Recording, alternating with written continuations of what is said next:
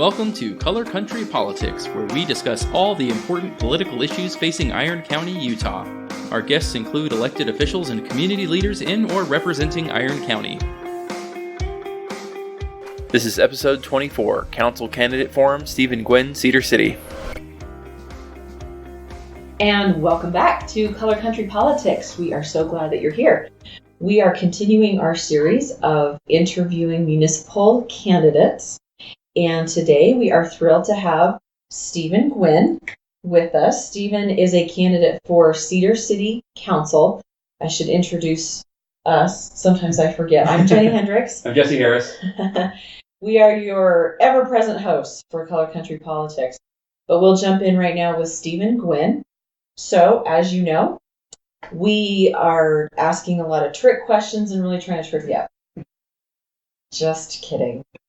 We're asking all of the candidates essentially the same questions, and our goal is to get the information out to the voters, as best we can, and get information out there so that the voters can make their best decision. So let's just start with, tell us about yourself. Let's see. I am originally not from Cedar, but my family moved here almost 2 decades ago.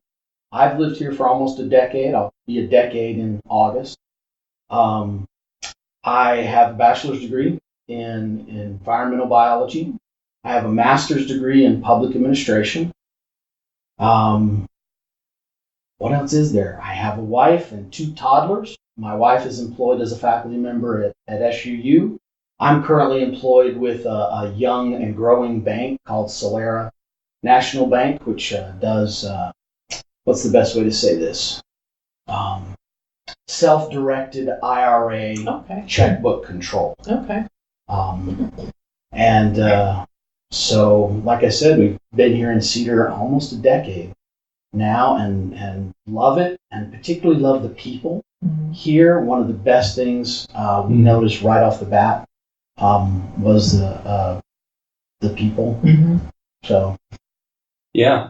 So it takes a little bit of crazy to decide to run for office and put yourself out there. What made you decide to take the plunge? Well, in my case, it might be a lot of crazy. It helps. It definitely helps. I think I've been very involved over the years with various issues. Back when my family first moved here, I used to go and speak with Mayor Sherritt about different aspects of the downtown community.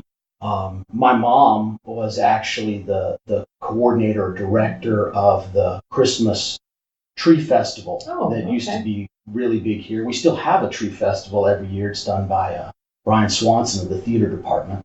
So I was very involved. And then when I moved here 10 years ago, I stayed very involved. And in my discussions with various neighbors and friends and other members of the community and even city officials and employees, some people said on occasion, "Hey, you need to run for office here." Now, I'm not sure if they really meant that or if they were just trying to get me to be quiet. Well, now you called their bluff. Yeah, I guess I have. So now you guys all have to vote for me. Yeah. But then last year, and I guess in previous years as well, I've sat in several city meetings, whether they were city council or commission meetings. And particularly in one group of meetings that a lot of us attended, I noticed that people seem to be very discouraged. In the meetings I'm currently thinking of, a lot of people came to those meetings. This one was with the Planning Commission and some others with the City Council, all over the same issue. There were hundreds of people that were overflowed out into the hallway. There was as many in the hallway as there were in the chamber. And they, by far, 99.9% of them got up, came up to the podium, one right after another, asked the City Council not to do what was proposed. And they presented statistics, they presented research, they presented data, and the few people On the other side of the issue, the businesses, in this case, there were some organizations and some businesses, there were very few, 2, 3 at the most, presented poor data and poor research. And even some experts who were in the citizenry who got up to speak pointed out that whose data was actually more reliable. And then the Planning Commission and the city voted for the proposal anyway, in spite of all of these citizens, all of these regular, average, everyday people who said, please don't do this like this. This is not a good plan. And I watched as those people left, and I saw the look on their face of, I don't matter. I am not valued. My life and what I have to deal with on a daily basis is not important. And I realized that they felt the same way I felt. Because I felt unheard. Like, I don't want to say condescended to, but like I didn't matter. And it's one thing if I go in and I say, hey, this doesn't work for me and I'm all by myself. But when you literally have hundreds of individuals come in there and they're just, well, they feel ignored. And so this last year, I remembered the old saying, put up or shut up. So you can keep talking, or you can get up and try to do something. Mm-hmm. Well said. That's great. That's great. Well, one of the things that we like to hear from the candidates that we're interviewing is, what are some things that you feel like the city is doing well? What are some things that you like about what is going on in the city? I think the city does a lot of things very, very well.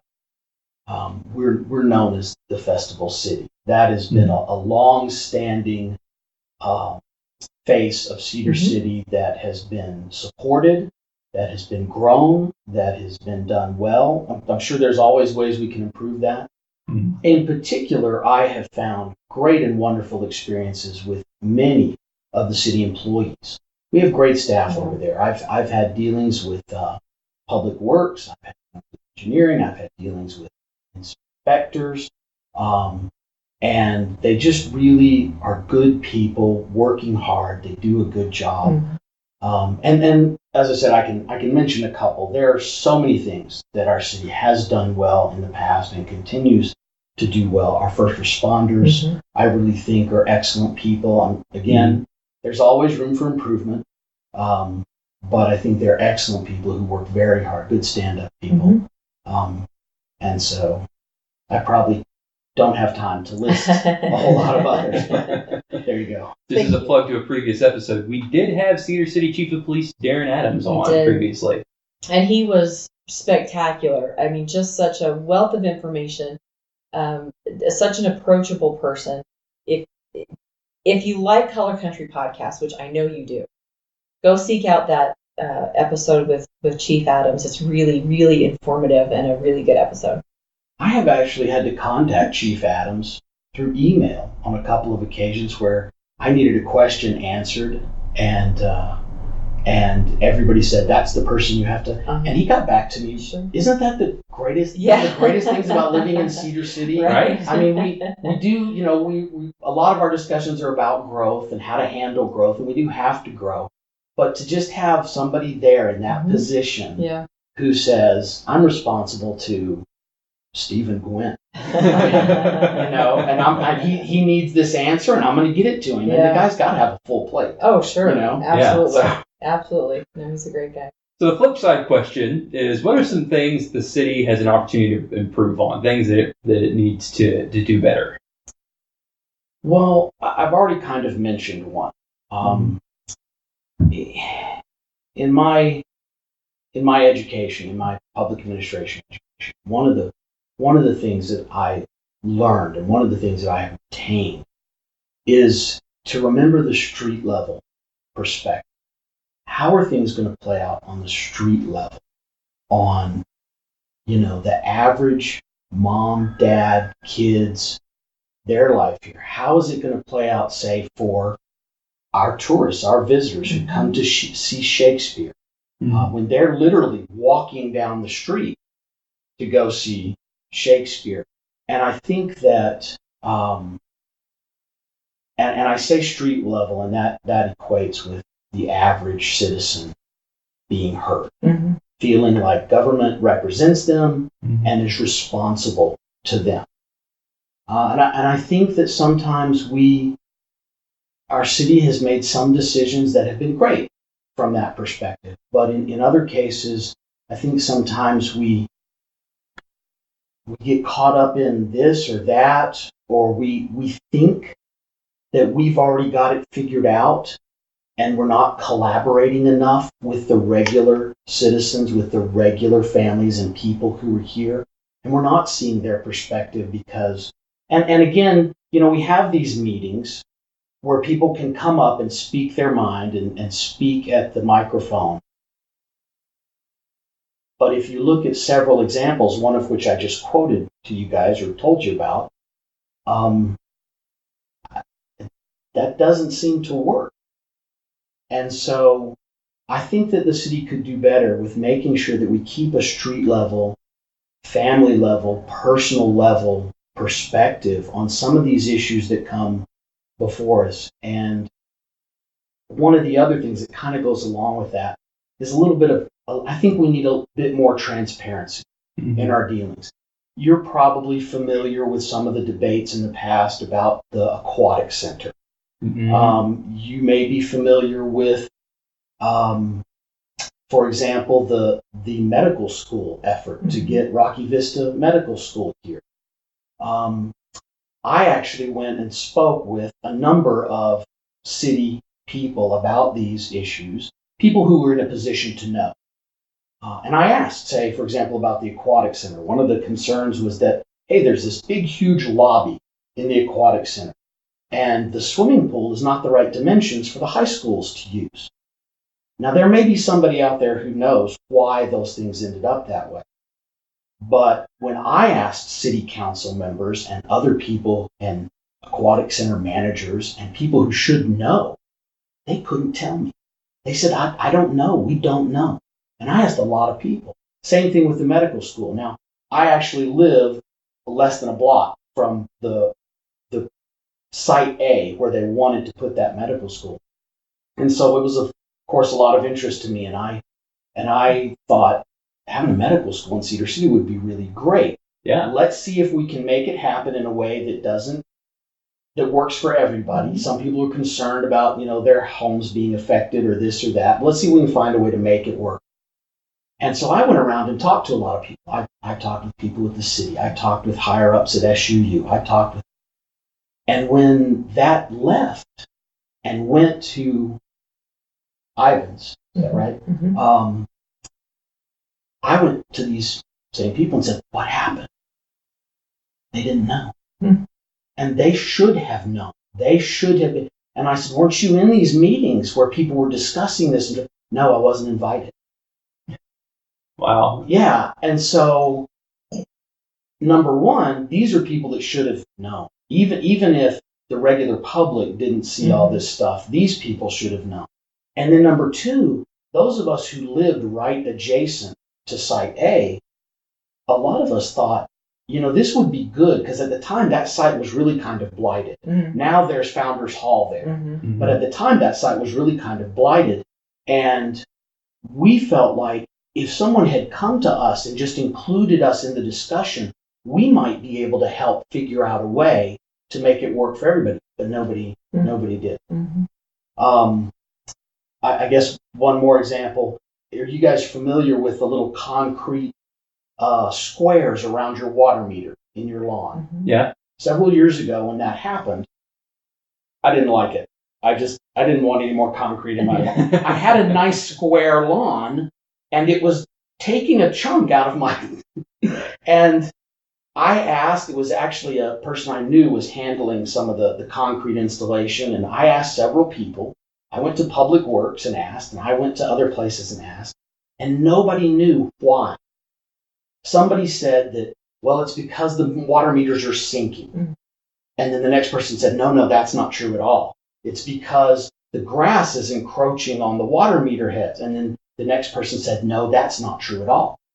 And finally, I got to the engineering office with the city, and they said, it's because it was put in the city code book, and the city council voted to approve the code book.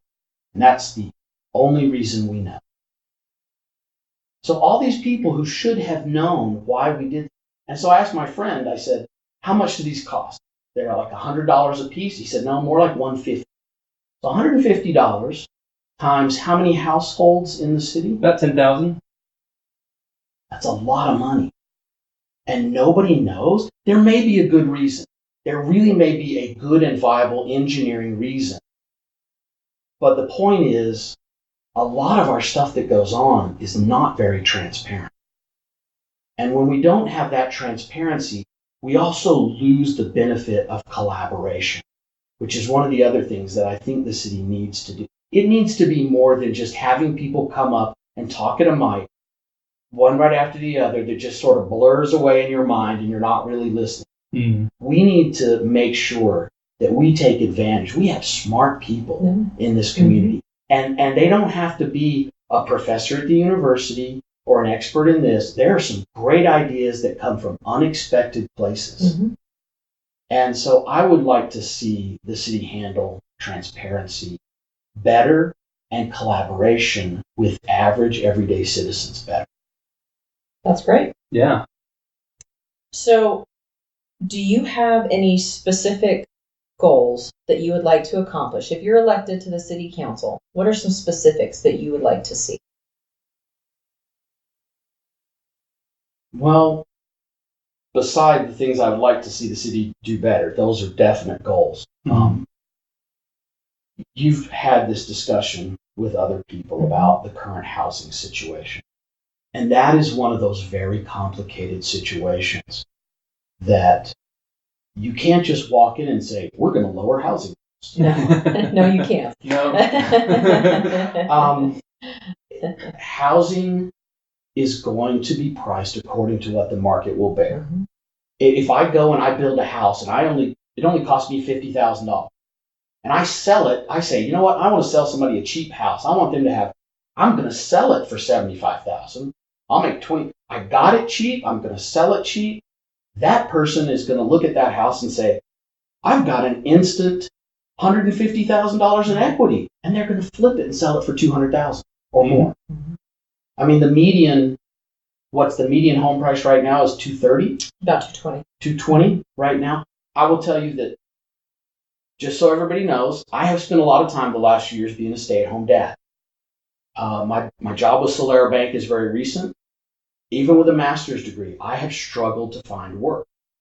So I've been a stay-at-home dad, go to school part-time, stay-at-home dad part-time. I've had other temporary jobs that were, only set up for a specific time frame. Mm-hmm. But I have struggled, like a lot of people who love Cedar City, would love to stay here, and end up struggling. Mm-hmm. My wife is a professor at SUU, and we very recently decided that we might want to buy a house. Mm-hmm. Probably a couple of years ago, we started looking into, well, we need to make a change. Our family's growing. We need a bigger place that's a little more functional for us. And so we started looking around. And we got online and we put in all the calculators that say, how much home can you afford?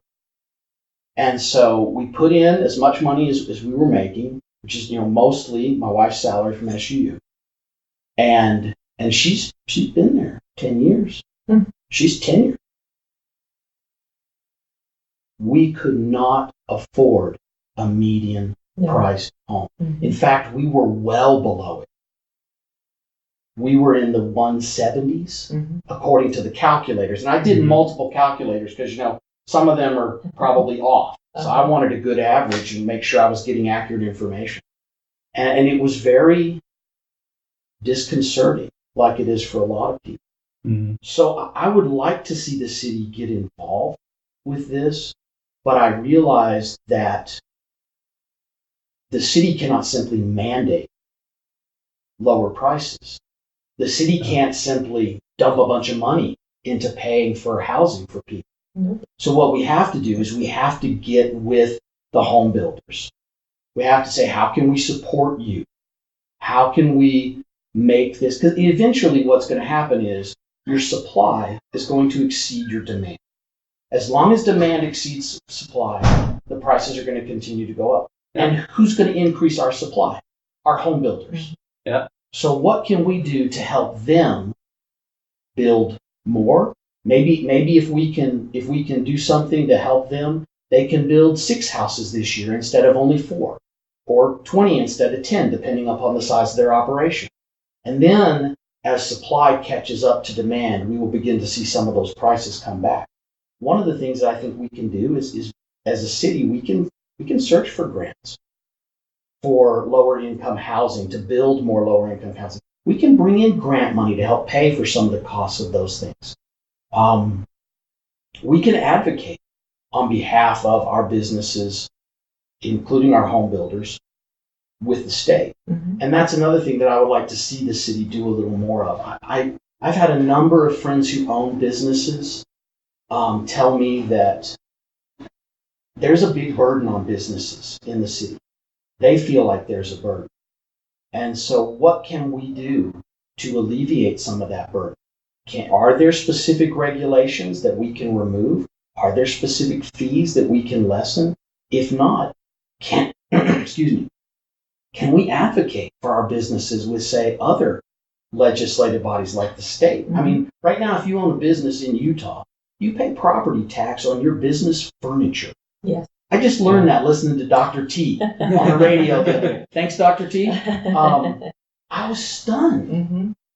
What we do as a city, we do have a voice, even if we don't need any more regulations, we don't need any more fees. We have a voice that we can advocate in behalf of. I don't want to call it a bully pulpit because it's not like we're Salt Lake, right? But we can advocate, and we can find ways, and we can push and pursue grants and help people pursue grants for lower housing. One of the other things that I have been concerned about is how our master plan is being handled. I remember, I'm going to forget his name now, Dorian Page, Mm-hmm. former vice president of finance at SUU. I heard him in one of these city meetings quote the master plan. And the part that he quoted was very much about leaving families and neighborhoods as a priority in the city master plan. And I'm very concerned, as my wife and I have been looking for a home. This is not an invitation for any realtors to call me. No offense.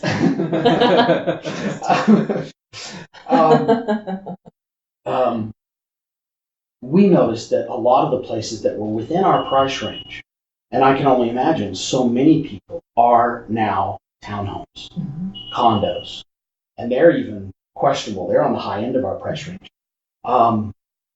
And there's nowhere for kids to play.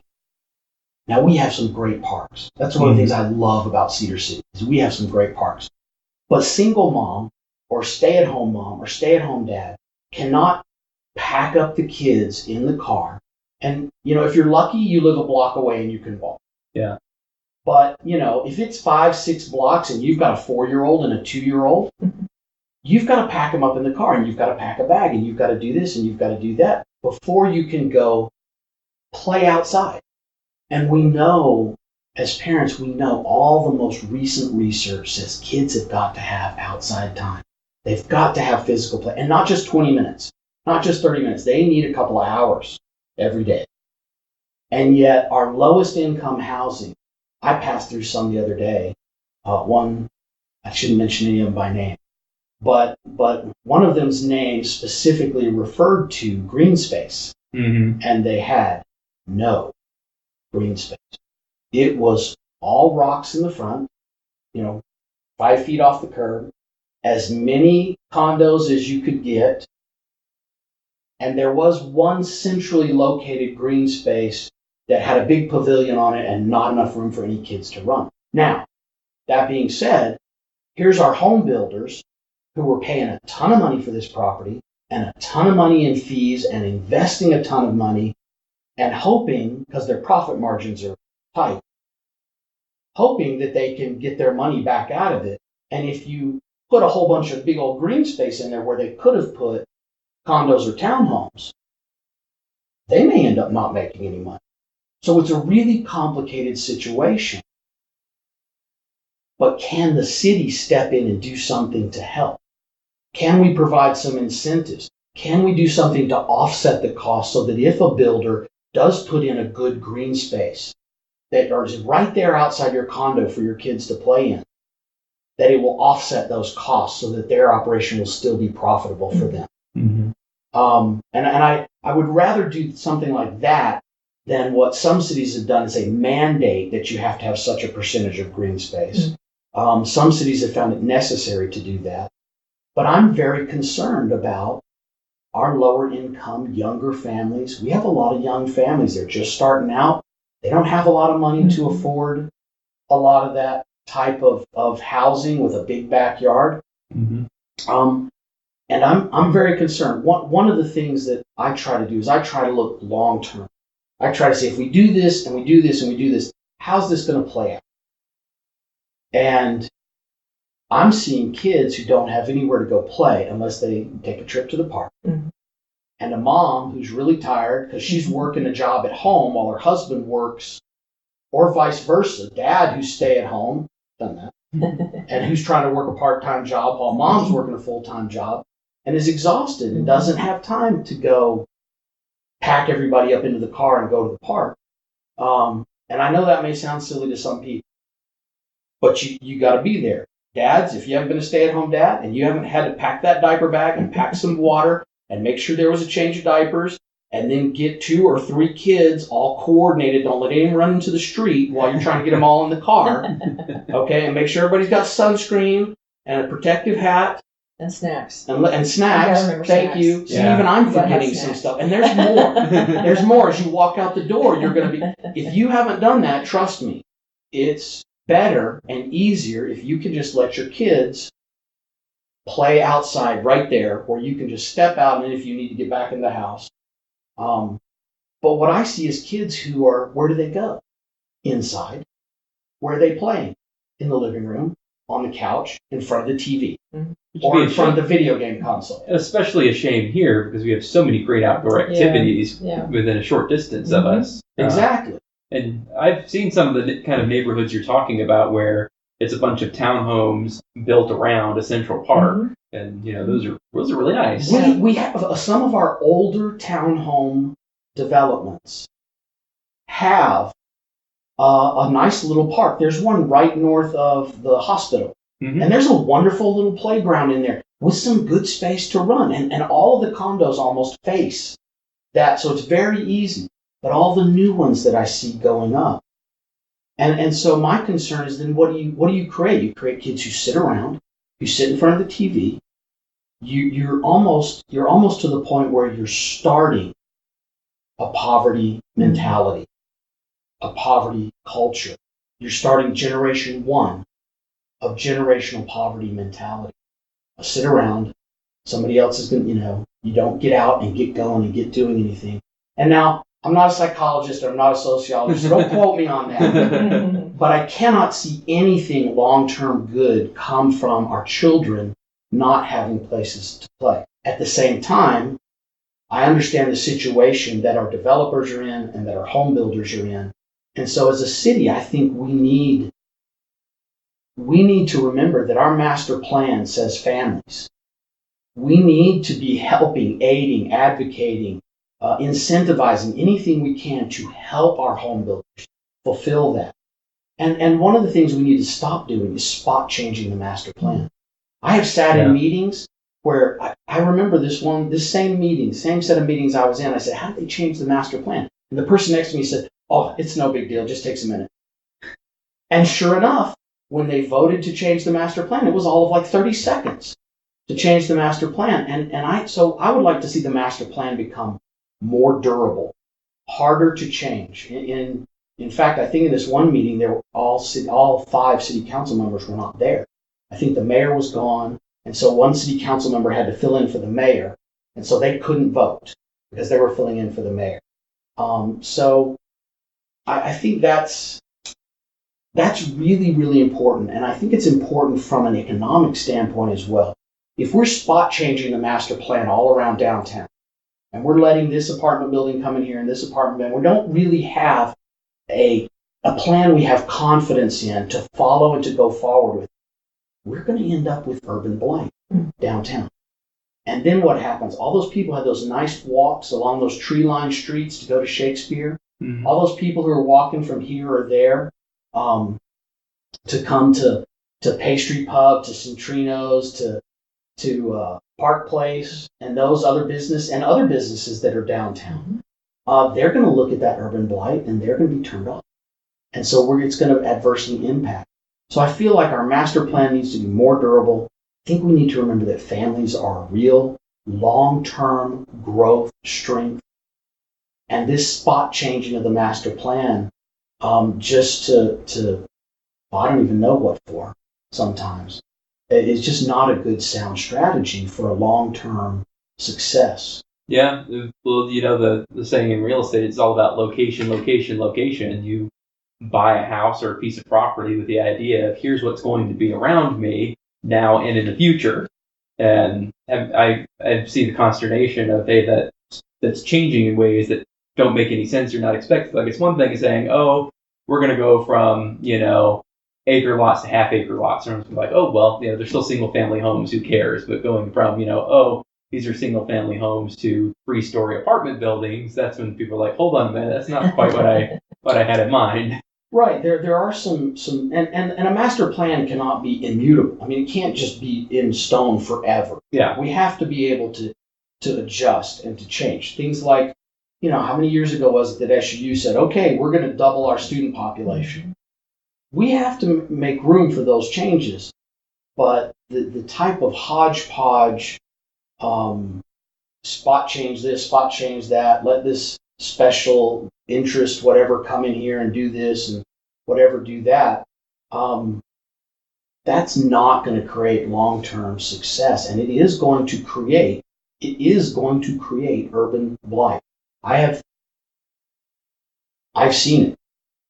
I've seen it. A lot of other people have seen it in other places. It is going to create an urban blight situation that is going to adversely affect our wonderful downtown. Back in my hometown, I will tell you that the city, I'm from a town called Hattiesburg, Mississippi, originally. Mm-hmm. And the downtown area basically died. Mm-hmm. It completely died, and all the houses that were built out west of town. And I once asked a developer, why don't more people want to build in the downtown area? And he said, it's too expensive. We get out of the city limits in order to build because it's too expensive. And so all of the economy and all of the money and all of the tax foundation, property tax, and everything, moved out of the city. And for decades,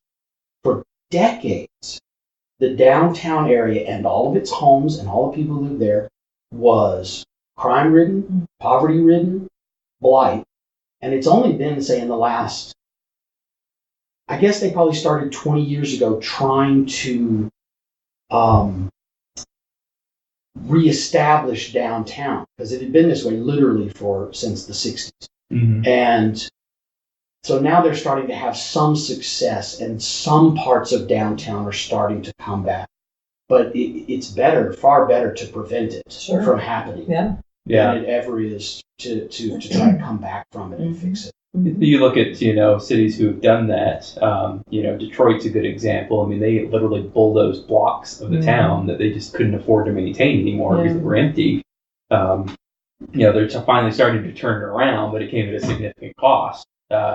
Downtown Little Rock's another good example. They have been really sprucing up the area right by the river to make it a really nice area to go visit and walk around. And now don't go more than a few blocks away from that area, because that's when things start looking pretty sketchy. But people have to they have to get really down to rock bottom to where someone says, "Oh, I could buy that lot for $500. Yeah, okay, I'll start building." You're absolutely right. I would really like to see people embrace the idea that there's room for everybody. Mm-hmm. Right now, if you look at the map, the zoning map, and you look at the entire area around downtown, so blocks east, blocks west, north, south, you're very hard pressed to find an R1 area of any significant amount. I think there's an R1 area that's 200 south and 700 west to 1,000. Mm-hmm. And although a lot of the other areas look like they're R1, they're actually R3. Mm-hmm. And so I think there's room for everybody. I think we can have several areas on all sides of downtown that are R1. I think we can have several areas that are R3. I mean, we probably need some more R3 right around campus. But we also need some R1 right around campus. If you look at really great campuses, you drive up to the University of Utah. Mm-hmm. There are some wonderful old neighborhoods extremely close to campus that have been preserved. Yeah. And I think that's part of the ambiance of a university that people love. And so I think we should preserve some R1 areas around campus, but we still have to make room for campus to grow.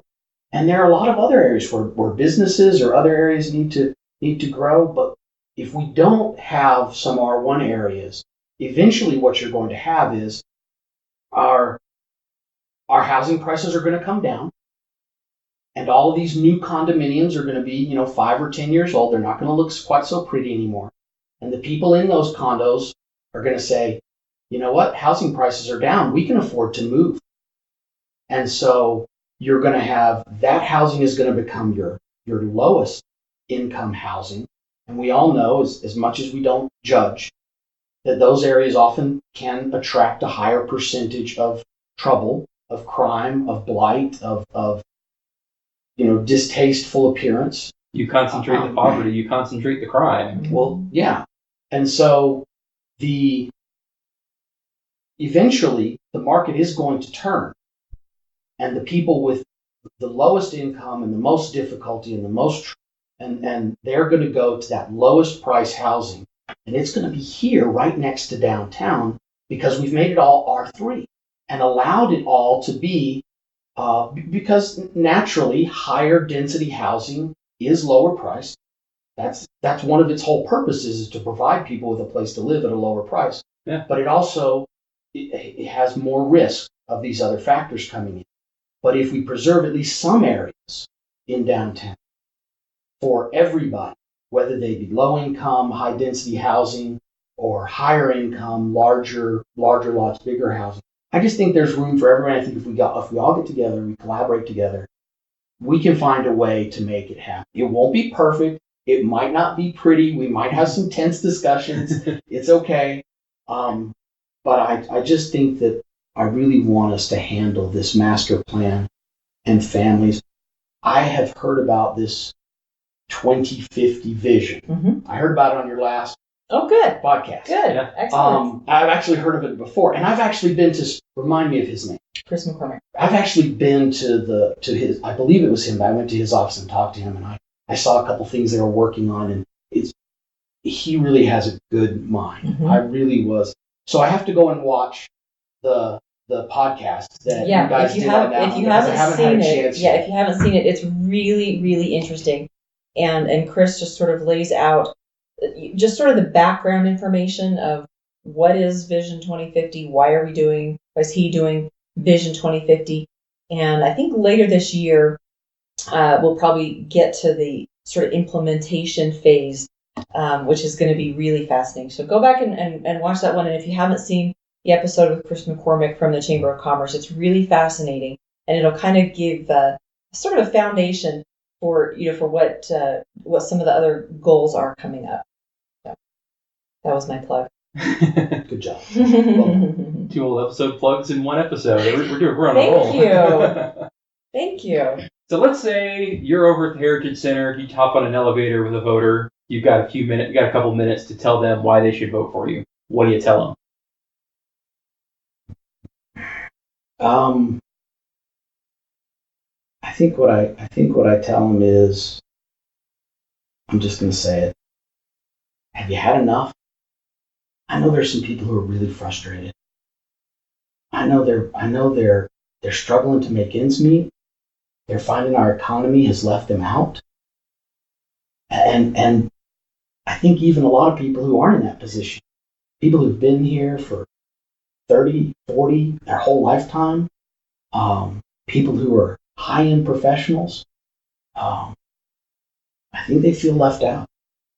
And I think if you want somebody who has the education and the expertise to understand what's going on, who is family-oriented as well as business-oriented, who is detail-minded, who's going to ask questions, who wants to hear your experience and what you're going through and what you're dealing with on the street level, literally, when you walk out your door onto the street. I think that's what I bring. That's what I hope to bring. I love Cedar City. I want to help make it a long-term success. And I guess that's my plug. Okay. That's fantastic. Well, thank you again. We sure appreciate your time and Thank you for having me. coming in. You've been watching Stephen Gwin, candidate for Cedar City Council, and you've been watching him on Color Country Politics. As you know, we're excited, and we'll see you next time.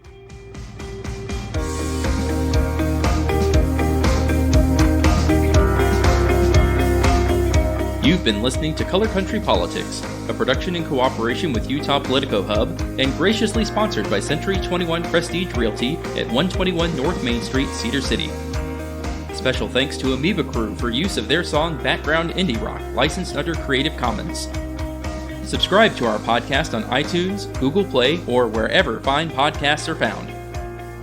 Also, check out our YouTube channel where we post video of our interviews. And don't forget to follow us on Twitter, Facebook, and our website at www.colorcountrypolitics.com.